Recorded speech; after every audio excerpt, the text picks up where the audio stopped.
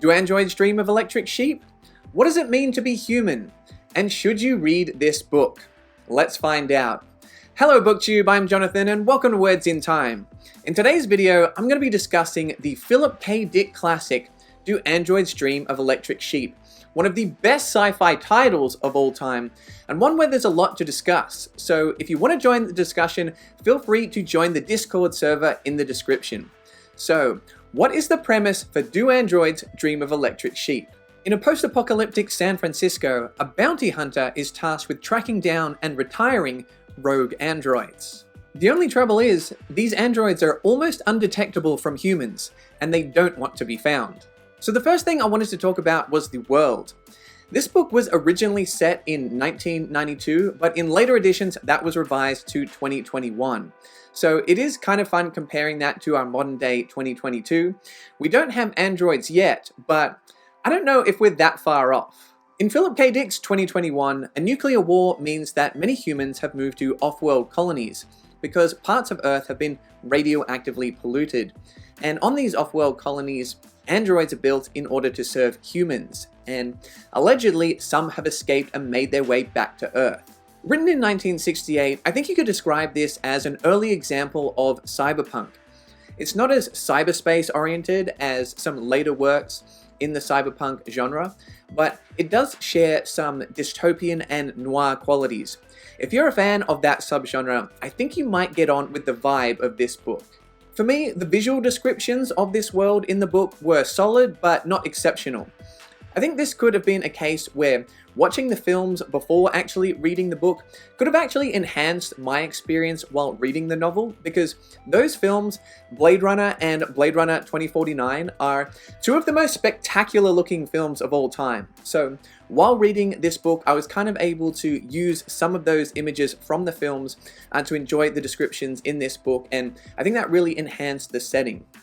Also, the first film, Blade Runner, is very loosely based on this book, so I think having watched the film beforehand didn't overly spoil the plot of the novel. Speaking of the plot, the story in this book is relatively simple. Rick Deckard has to track down these androids and, to put it kindly, retire them. The challenge for Rick comes from deciphering who exactly is an android and who is human. For me, the detective aspects of the novel and the action were decent, but what really made the story work for me was the writing style. Philip K. Dick has an excellent ability to convey tension and paranoia and paint a surreal picture of reality. Ubik was one of my favorite books that I read last year, and in that book, Philip K. Dick had me constantly questioning the nature of reality. And he successfully does that in this book too, as well as making the characters question the nature of identity. What is a human? What is an android? And most importantly, what am I? And something else that I think Philip K. Dick uses to good effect is his sense of humor. This isn't an overly comedic book, but there were some lines of dialogue that made me chuckle, and some moments of levity or absurdity in an otherwise somewhat bleak and heavy story were much appreciated. I touched on some of the themes in this book, and I think that is where it really excels. One of the big questions that it asks is, are androids really alive? Early on in the book, we're told that the way to test the difference between humans and androids is the Voight-Kampff empathy test. Too many sounds in that sentence. But anyway, that is with the belief that humans show empathy, display empathy in a way that androids do not. I think this is an excellent lens through which to explore this topic. Some of my favorite writers, like Kurt Vonnegut and Adrian Tchaikovsky, explore this theme deeply, and it was one that really resonated with me in this book as well. Going into the book, I expected there to be a focus on androids, but another big question that the book tackles is, how does the existence of androids affect our perception of our own humanity? If empathy really is what separates us as humans, then how do we display empathy for humans, for androids, for animals, if at all?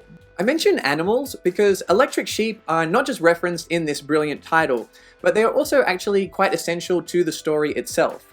So in this world, many animals have gone extinct or are very rare because of the environmental conditions. So electronic animals are a cheap companion for humans, but real live animals are a luxury and a statement of status. So how humans interact with nature and with animals, such as channel favorite Charlie the Mini Poodle, is another reflection of our empathy or lack thereof. Philip K. Dick also explores other aspects of society, including drugs, media, and religion.